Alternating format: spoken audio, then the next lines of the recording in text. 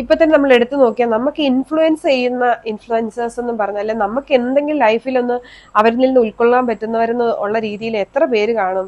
യൂട്യൂബിലാണേലും ഇൻസ്റ്റയിലും ഒക്കെ ആണേലും അല്ലാത്ത കുറേ ആൾക്കാർ നമ്മുടെ ഫീഡിലേക്ക് വരുന്നതിന്റെ പ്രധാനപ്പെട്ട കാര്യം നമ്മൾ ഇങ്ങനെയുള്ള കാര്യങ്ങൾ കാണാനാണ് ഇഷ്ടപ്പെടുന്നത്. അപ്പൊ അവരെ നമ്മൾ കുറ്റപ്പെടുത്തുകയും അവരെ നമ്മൾ വിമർശിക്കുകയും ചെയ്യുമ്പോൾ മനസ്സിലാക്കുകയോ അവരെ നിങ്ങൾ വളർത്തുകയാണ്.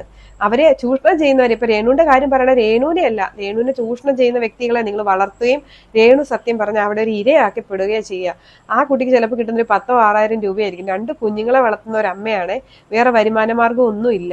ഈ പറഞ്ഞ പോലെ എത്ര കാലം ഇപ്പൊ സുധി എന്ന് പറയുന്ന വ്യക്തി എന്ന് പറഞ്ഞാൽ അത്ര ഭയങ്കര പിന്നെ കലാകാരൻ എന്ന് പറയാൻ പറ്റില്ല. പക്ഷെ പുള്ളിക്കാരൻ ചെയ്തിട്ടുള്ള കുറെ സ്കിറ്റുകൾ നമ്മുടെ ഓർമ്മയിൽ ഇപ്പോഴും ഉണ്ടല്ലേ.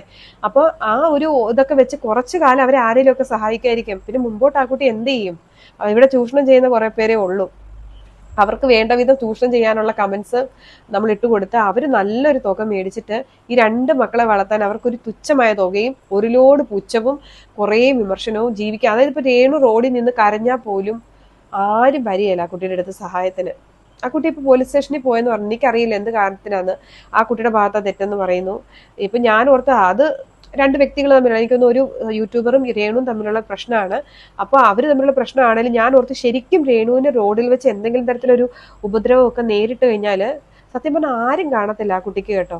കാരണം ആ കുട്ടി ഒരു പ്രശ്നമായിട്ട് ഇനിയൊരു സ്റ്റേഷനിലേക്കൊക്കെ പോയി കഴിഞ്ഞാൽ ആളുകൾ എങ്ങനെ ആ കുട്ടിയെ സ്വീകരിക്കുന്നതെന്ന് പോലും പറഞ്ഞാൽ നമുക്കറിയാൻ പറ്റുകയില്ല.